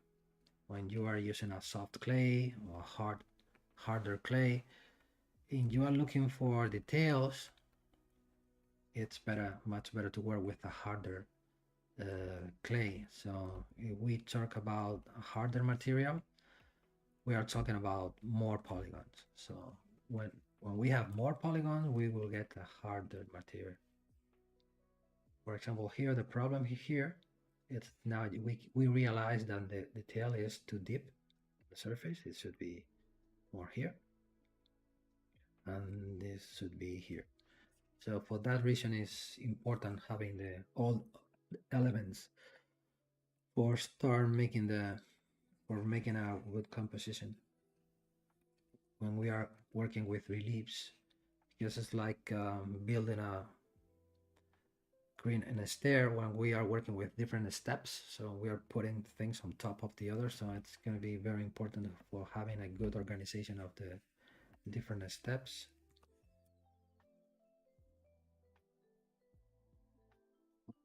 Wave, having control with the steps is having all of the elements on the scene.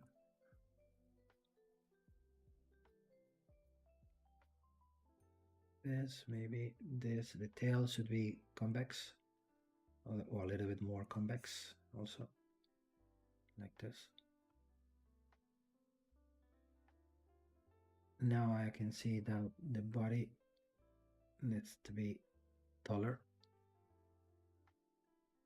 The fin, where is the fin? The missing fin needs to be more on top.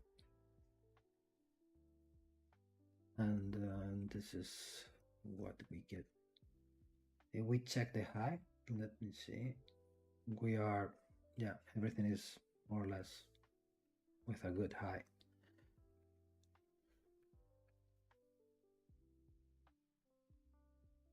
like this, and now I think everything is working.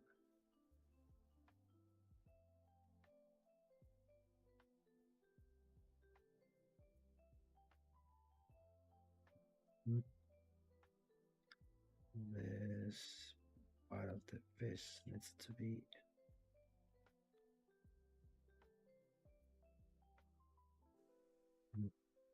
And maybe where is the eye, the pupil? I have lost. Is this one? No, it's not this one. Probably is this one.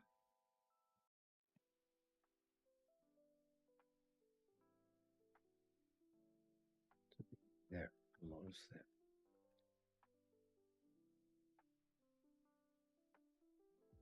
Everything. Now the level of the water looks. I think it works.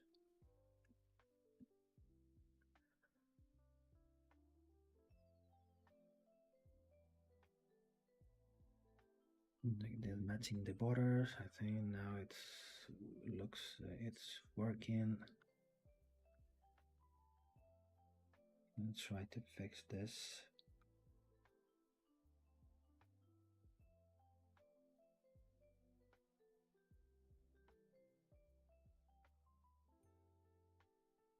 I forgot to turn on my symmetry.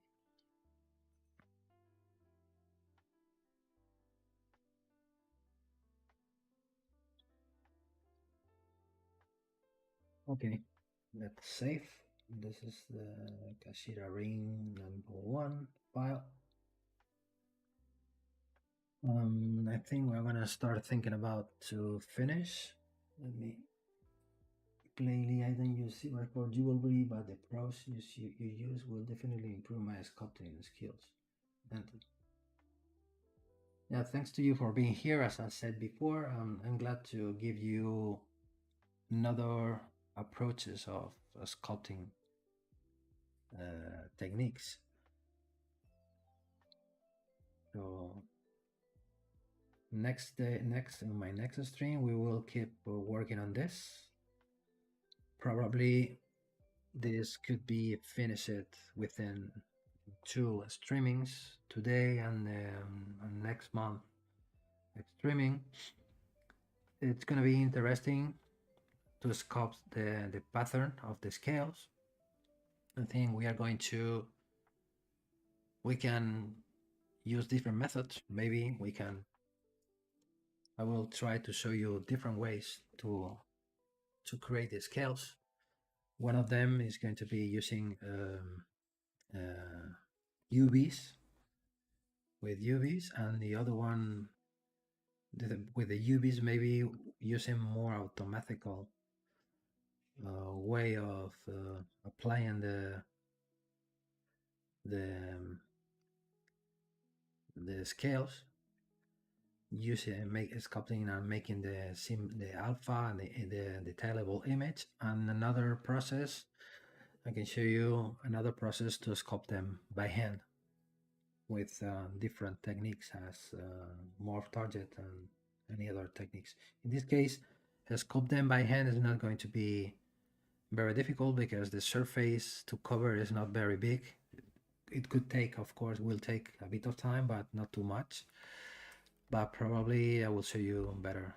Oh, also we can make them using an insert brush, a custom insert brush. Maybe I will try to think and prepare different techniques to show you, just for giving to you more information about how to get or how to approach this kind of finishings or textures on a surface. It could be interesting, not only sculpting the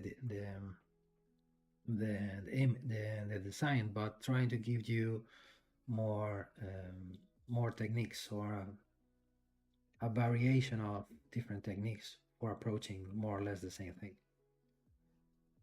We will talk about it on the next streaming.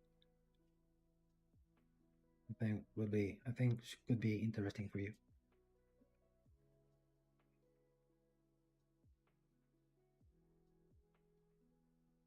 Hey, I'm fine. And you? Chop Shui? How are you? Welcome. We're about to finish now. The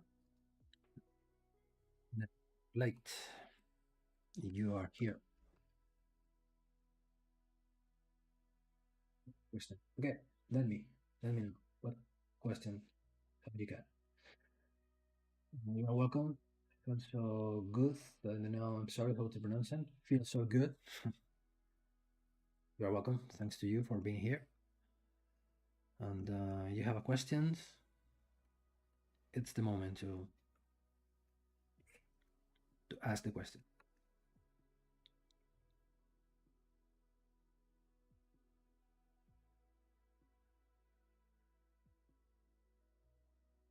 How can I use Blender 3D? I don't know because the only software that I use is ZBrush. I'm sorry, but I haven't got any knowledge about Blender. Maybe you are not on the right place, but probably you know it.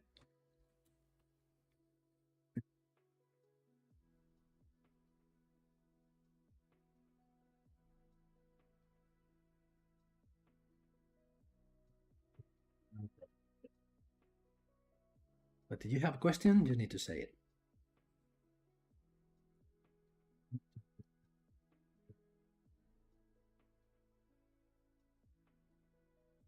I have seen many very cool jewelry made with Blender as well. Any software, even it was not invented for created jewelry, probably a ZBrush, but with software like ZBrush, we can do almost everything. I already make many different kind of products, not only jewelry, but many different kind of products, and everything is made 100% with ZBrush. I don't need any help of any other software. And we talk about ready for manufacturing files. You can do everything within ZBrush.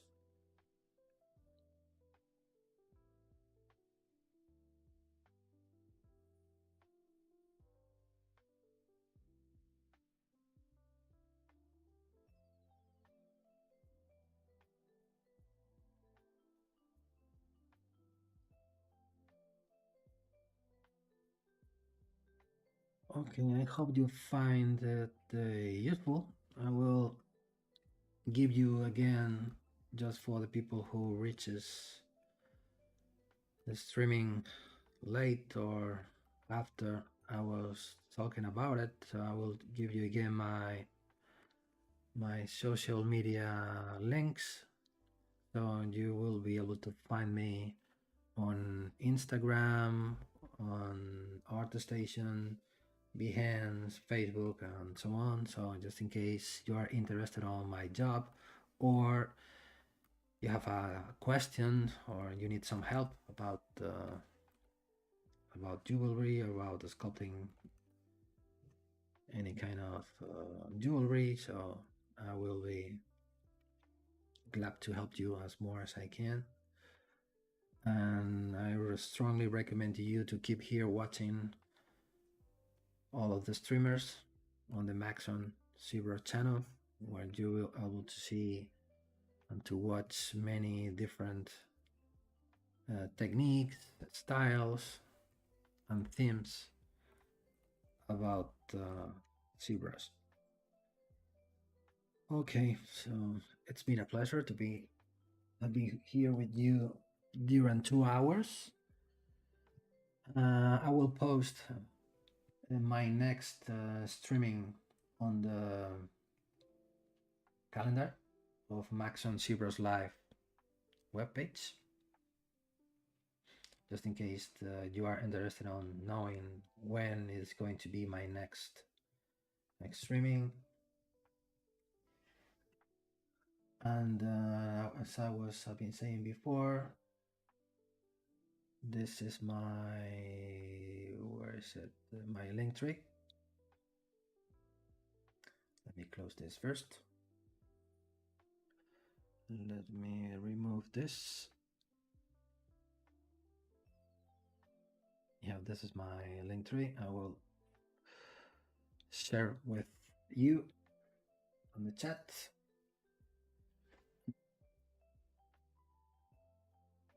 Thank you everybody for being here watching the stream. Thanks a lot, Jim, and thanks a lot for your help about fishes.